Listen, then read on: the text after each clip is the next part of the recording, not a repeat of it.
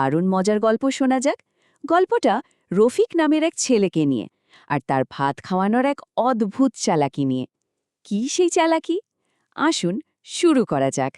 তবে গল্পে সরাসরি যাওয়ার আগে আসুন একটা প্রশ্ন নিয়ে একটু ভাবি। আচ্ছা, জিনিয়াস আর চালাক এই দুটো শব্দের মধ্যে আসল তফাৎটা কোথায়? প্রশ্নটা কিন্তু খুব সহজ মনে হলেও বেশ গভীর। এটা মাথায় রাখুন, কারণ আমাদের গল্পের শেষে এই প্রশ্নটাই কিন্তু মূল বিষয় হয়ে দাঁড়াবে। তো আমাদের গল্পের নায়ক রফিকের মাথায় একদিন একটা জিনিয়াস আইডিয়া এলো। সে ঠিক করল এমন কিছু একটা করবে যাতে গ্রামের সবাই একেবারে তাক লেগে যায়। গল্পের পটভূমিটা খুব সাধারণ। এক ছোট গ্রামে থাকত আমাদের এই রফিক। ছেলেটা নিজেকে বেশ বুদ্ধিমান ভাবত, আর তার খুব ইচ্ছা ছিল যে গ্রামের সবাই তার বুদ্ধির প্রশংসা করুক। তো একদিন সে মনে মনে প্রতিজ্ঞা করল, ব্যাস, অনেক হয়েছে, আমি এবার এমন কিছু একটা করে দেখাবো যাতে সবাই আমাকে জিনিয়াস রফিক বলে ডাকে। আর ঠিক তখনই তার মাথায় একটা জব্বর প্ল্যান চলে এলো। আর এই জিনিয়াস খেতাবটা পাওয়ার জন্য সে ৩টে সহজ স্টেপের একটা প্ল্যান বানালো। কি সেই প্ল্যান? ১. গ্রামের বাজারে যাওয়া। ২. সেখানে বিশাল একটা সাইনবোর্ড টাঙানো। আর ৩. এমন একটা কথা লেখা যা দেখে সবার চোখ কপালে উঠবে। আর সেই সাইনবোর্ডে খুব বড় বড় করে কি লেখা ছিল জানেন? লেখা ছিল, আজ রাত ১২টার পর ফ্রি ভাত দেওয়া হবে। কথাটা শুনতে খুব সাধারণ, তাই না? কিন্তু এখানেই, এই কথাগুলোর মধ্যেই লুকিয়েছিল রফিকের আসল খেলাটা। এই ঘোষণা দেখে তো গ্রামের সহজ সরল মানুষগুলোর মধ্যে একেবারে হইচই পড়ে গেল। আরে, বিনে পয়সায় ভাত! সবাই রফিকের দয়ার প্রশংসায় পঞ্চমুখ। মুখে মুখে রটে গেল, রাত ১২টা বাজলেই সবাই মিলে রফিকের বাড়ি যাওয়া হবে।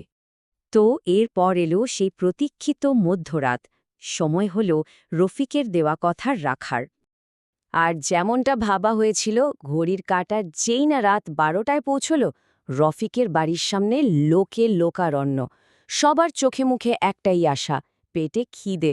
সবাই শুধু ভাবছে, এই বুঝি দরজা খুলবে আর গরম ভাতের গন্ধ ভেসে আসবে। একটু পর রফিক দরজাটা খুলল। এত ভিড় দেখে সে কিন্তু একটুও ঘাবড়াল না, বরং একটা শান্ত হাসি দিয়ে বলল, আরে, আপনারা সবাই এখনই চলে এসেছেন? আমি তো বলেছি রাত ১২টার পরে ভাত দেব। এখন তো সবে কাটায় কাটায় ১২টা বাজল। একটু তো অপেক্ষা করতে হবে, তাই না? আর এই কথা শোনার পর থেকেই শুরু হলো গ্রামবাসীদের আসল ধৈর্যের পরীক্ষা। গ্রামের লোকগুলো ভাবল, কথাটা তো ভুল বলেনি। তাই তারা অপেক্ষা করতে শুরু করল। ১২টা বেজে ১টা হলো, ১টা থেকে ২টো, কিন্তু ভাতের কোনো খবরই নেই। আস্তে আস্তে সবার ধৈর্যের বাঁধ কিন্তু ভাঙতে শুরু করল। ঘণ্টার পর ঘণ্টা কেটে যাচ্ছে, পেটে খিদে, চোখে ঘুম। মানুষের মেজাজ আর ঠিক থাকে?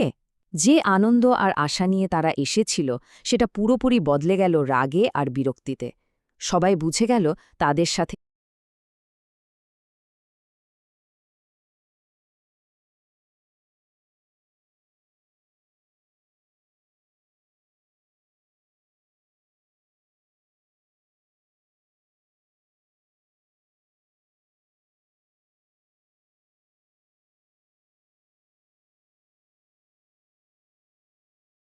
তারা এসেছিল, সেটা পুরোপুরি বদলে গেল রাগে